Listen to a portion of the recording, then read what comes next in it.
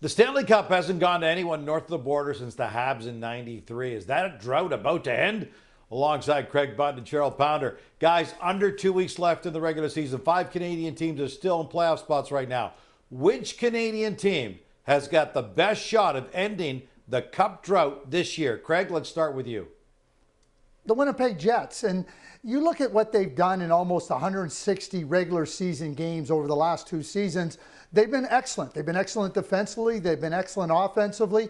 Yeah, there might be some scars from losing in that 5-game series versus Colorado last year, but that was a small sample size. They couldn't have picked a worse time to have their 5 worst games, and they did. But this team, from the goaltender out to the blue line to the forward group, everywhere that you look at their team, they have the elements to be considered a Stanley Cup contender, a serious Stanley Cup contender. And I think they're Canada's best chance to end the drought, and I think it could happen as soon as this season. Yeah, I'm right there with you, Craig. Hey, we don't always agree, but we definitely agree on this one, whether it's the consistency or the .924 save percentage of Connor Hellebuyck. But I also look at the goals against, and that's not just goaltending. That's a built-in philosophy that's bought in from your forward group right to your defensive group, the way they track back, pushing to the outside. So it is by committee, their defense right now. So when you look at this group collectively, I look at the back end, and I'll go right to Morrissey, but I'm also going right to Sandberg. For everyone outside of the Jets region, get your eyes on this guy, his spacing, the way he plays defense, and of course, the way he activates his calculated risks. But you know their top line is effective. You know their power play numbers, all of the underlying metrics. I'm going to also point out one guy for me, that 3-hole that Adam Lowry is in. I think that if you want to go deep in the playoffs, you have to have that 3-hole filled. And I believe that this is a guy, not only does he wear the captaincy for what he does on and off the ice and the intangibles, but what he can do to bolster the lineup. So I'm looking directly at him, and you look at this collective lineup with the offensive potency of Connor and Scheifele, and the list goes on. I'm right there with you, Craig. All right, no team is publicly going to say this is the team we want to face in the opening round, or this is the team we desperately don't want to face in the opening round. But behind closed doors, Cheryl, which team do you think the Jets are desperately hoping to avoid in the opening round?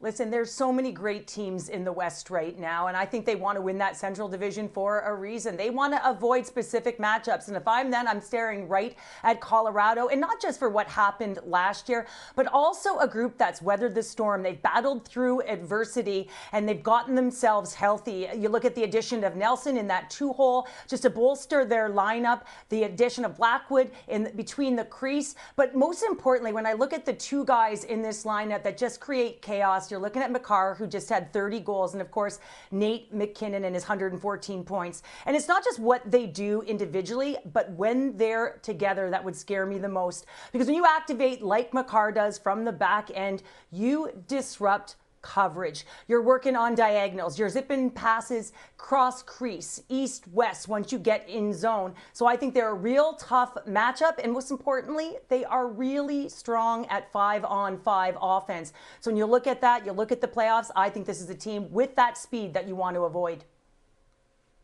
Unless Makar and Taves can play all 60 minutes of the game, that blue line is vulnerable. It's not very good, simply put. They got all kinds of problems. Chris McFarland made a great move in getting Blackwood and Wedgwood because they have literally been the saving grace. Nobody in the West wants to play the St. Louis Blues. This is looking exactly like 2019, Gino. You look at everything they're doing, from their defense to their offense to goaltending, everywhere in between. They've been doing it without Parayko for a long stretch of time here. He's coming back to the lineup. Trust me when I tell you this. Nobody in the West, Winnipeg included, wants to play the St. Louis Blues. This is awesome. We've still got about 2 weeks left to go in the regular season, and there are already great what-if scenarios that we're dealing with. It's just part of the stretch drive in the NHL season.